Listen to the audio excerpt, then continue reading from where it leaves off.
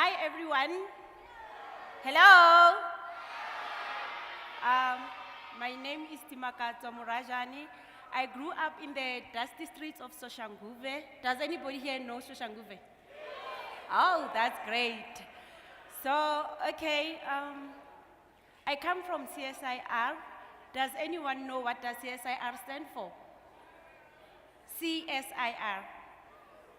CSIR stands for Council for Scientific and Industrial Research. And the department that I'm working at right now, it is called Nanostructured Material.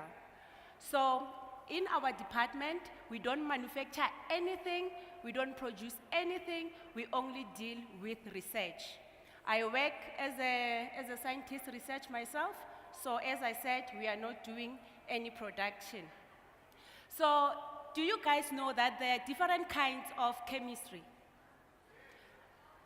Can you name one? Pardon? We are mumbling, I can't hear. Okay, we are having applied chemistry, inorganic chemistry, analytical chemistry, organic chemistry, and physical chemistry.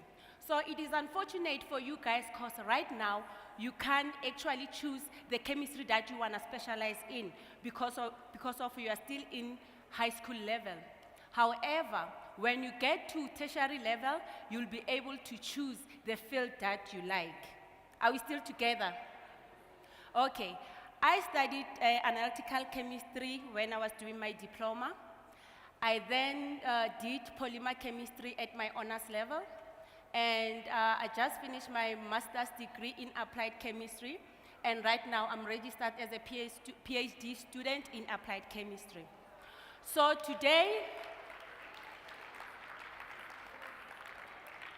I'm going to talk to us about nanotechnology. Does anyone know what is technology? Because of when you look at the word nanotechnology, it's actually divided into two words, which is nano and technology. Are we still together? Let's start with technology. Technology is the method, a way, or a technique used for production, any production that you can think of. And a nano is a very, very, very small scale of 10 to the power minus 9. Are we still together? If you can look at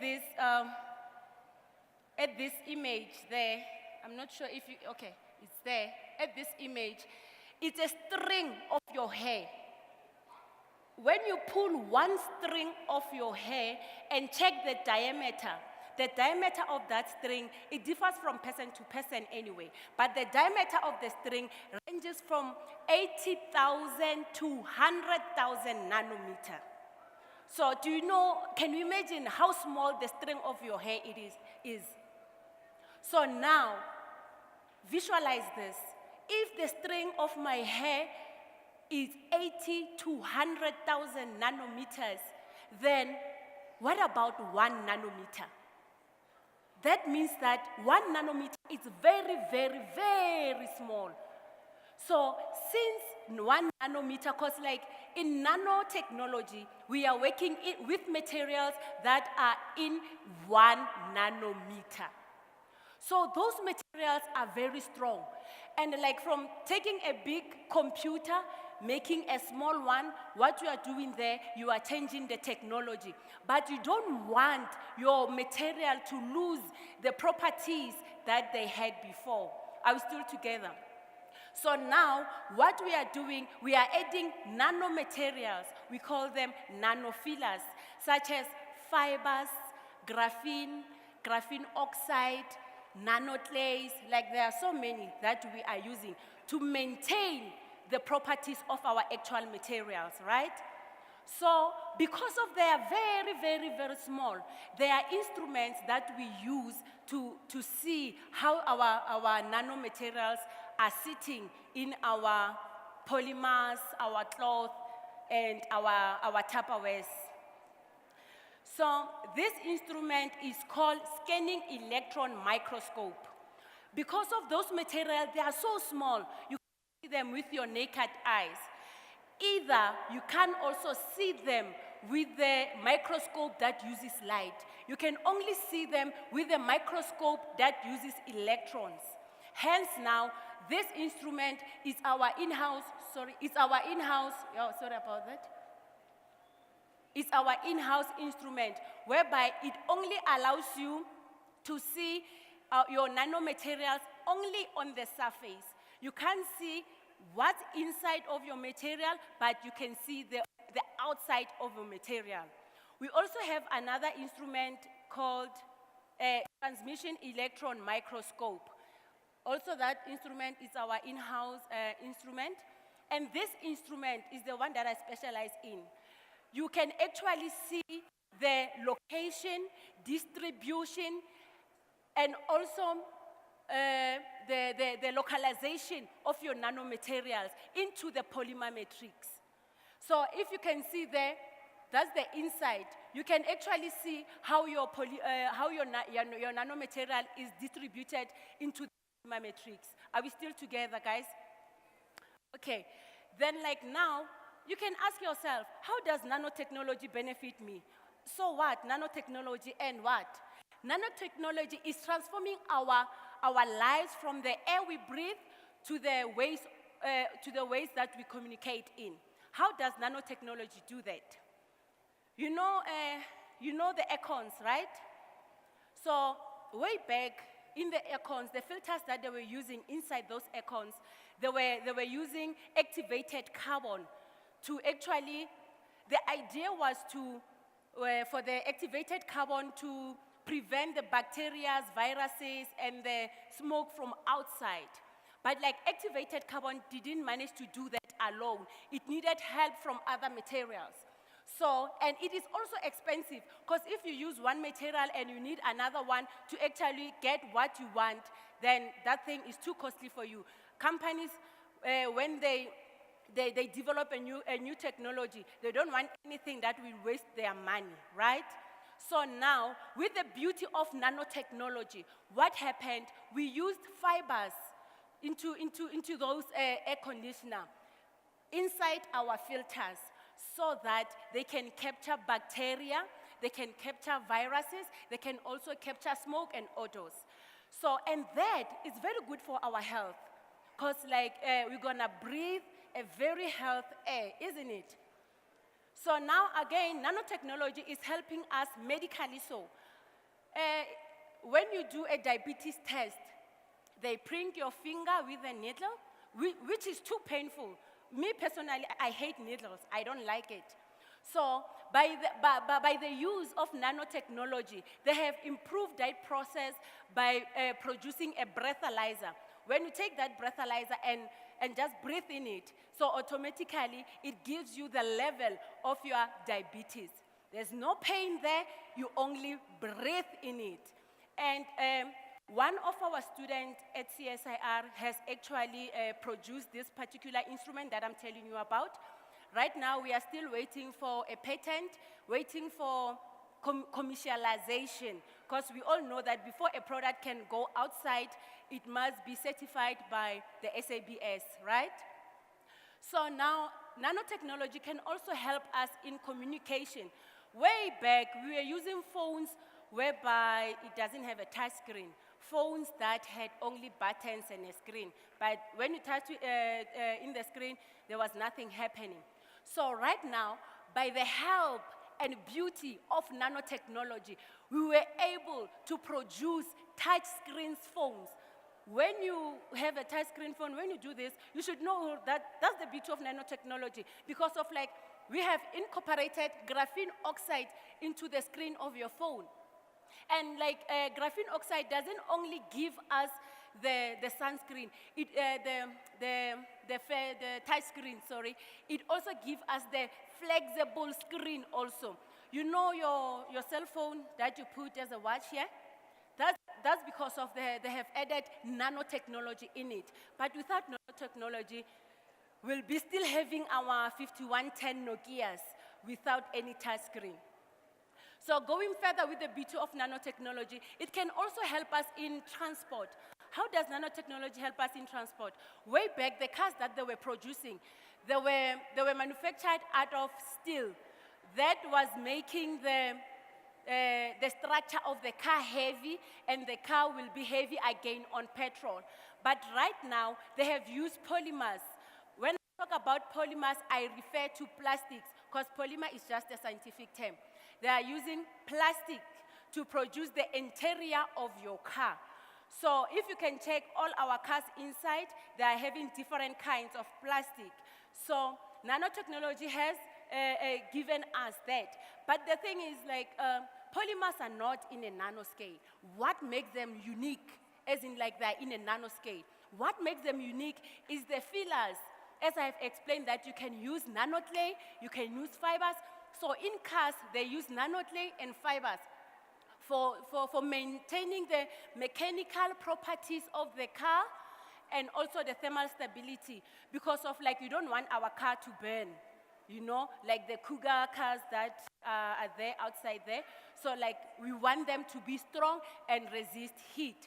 So recently, nanotechnology is also developing a way of producing a fuel that doesn't produce carbon monoxide as a byproduct, because that will be harmful to our bodies. So now it uses a fuel. We are going to produce a fuel that is hazardous free. And when you go further, nanotechnology can be used in many things, as I have explained in the previous slides about those applications. And nanotechnology can also be used in households. For example, our old Tupperwares that we were using long ago, if you put them in the microwave, they will burn or shrink. If you put them in the freezer, then what they will do, they will crack. So now, because of the beauty of using nanotechnology, when you put your Tupperware inside of the microwave, it can handle high temperatures. If you put it in the fridge, it can also handle low temperatures. Why? Because of the beauty of nanotechnology. Nanotechnology can also be used in bone fractures. If you are having a bone fracture, then, like, you go to hospital, there's no need for operation and whatnot. What they do, they just give you an injection, and that injection goes straight to where the bone has fractured, and you get healed. And another thing, nanotechnology can be used in cosmetics. At times, we ladies, we like to put makeups. When you put a makeup that doesn't contain nanotechnology, your pores will feel dry. And even if you put makeup, your skin will be dull. But if you put a makeup that includes nanotechnology, then your pores will breathe, they will be alive, and your skin will be radiant. Nanotechnology can also be used in water purification. If you grew up in rural areas, you will know that, like, water can have heavy metals such as fluoride, chloride, and, like, at the end of the day, it will give us brown teeth. But, like, nanotechnology have actually find a way of purifying that water using a technique that is cheap, which is, do you know avocado, ne? So we are using avocado, like, pills to do that, to purify water. And another thing, nanotechnology can be used in cancer. You know, when you are having cancer and you go to hospital, they will give you chemo. Chemo contains radiation, right? And in our body, there are other cells that they don't need radiation in them. As you can see here, like, they are saying, oh, stop, right? So now, with the beauty of nanotechnology, they can actually give you a needle, and, like, the radiation will go straight to the cell that has cancer. As I have said again about the car application, I've said that from the previous slide. So now, nanotechnology is out there. There are companies that sell nanotechnology. There are companies that need students who want to actually put their life for science, right? So now, CSIR is the one that I work for. It offers students bursaries each and every year. the ones who like to do engineering. And another thing, it also, the MinTech, they also deal with research. It gives students an opportunity of doing engineering. And again, DST, University of Free State, University of Western Cape, University of Johannesburg, and Nelson Mandela University, they have collaborated to get students that want to do a master's degree in nanotechnology. However, for now, we do not have nanotechnology as a course in undergrad. It's only for masters, but in future, they are working on that. And there's a company there that called SNC, whereby they sell clothes that are made out of nanotechnology. You can visit this company, it's in Stellenbosch. Actually, this company, they have made socks out of nanotechnology. When you put on those socks, then like you can go maybe for a month or two without washing them, and then like they won't stink. And I just want to share one project that we did at CSIR, is the barrier properties of wine packaging. And like the problem with the wine packaging, the ones that are in the box, it was, there was some oxygen that goes into that oxygen, into that package. So now one day you will say, yo, Chomi, I've drank this wine, 2 glasses, mara yo, in Shapile. You will think that maybe it's because of our jar and stuff. Can't you know, it's not that at all. It's because of the oxygen that penetrated through into the wine. So now, if the oxygen goes in and the percentage of your alcohol was 11.7, then it will go to something like 50, 60, then that's when you will feel that, but the beauty of nanotechnology is like you have solved that problem and the wines are still out there at the shelves. And ladies and gentlemen, I just want to tell you that to be a scientist, to be a researcher, it doesn't take anything. It takes your determination and your discipline individually without your friends. But if we are still going around with our friends making decisions for us, we won't go anywhere with life. So I thank you for your time, and if there's any question, I'll be glad to answer.